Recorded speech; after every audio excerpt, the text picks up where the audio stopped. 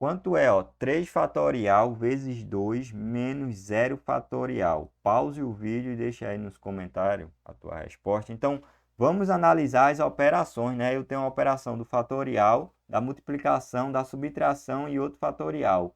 Então, em primeiro lugar, nessa situação, eu vou resolver os fatoriais, beleza? Depois, em segundo lugar, ó, vai vir a multiplicação, porque ela tem grau de prioridade, ó, em cima da subtração. Então, por último, aqui vai vir essa subtração, tá bom? Então, aqui está a ordem correta. Como é que eu faço?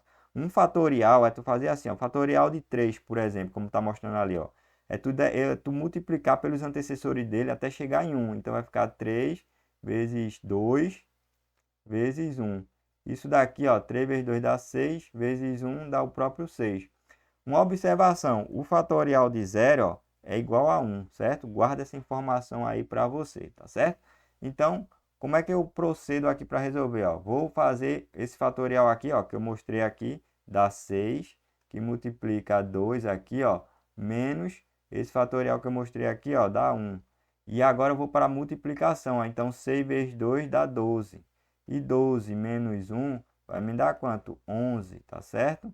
Então tá aí a resposta correta para essa expressão numérica. Se tu também chegou nesse resultado, comenta aí, deixa teu comentário, compartilha esse vídeo e se é novo, se inscreve no canal para estar fortalecendo, beleza? Valeu, um grande abraço.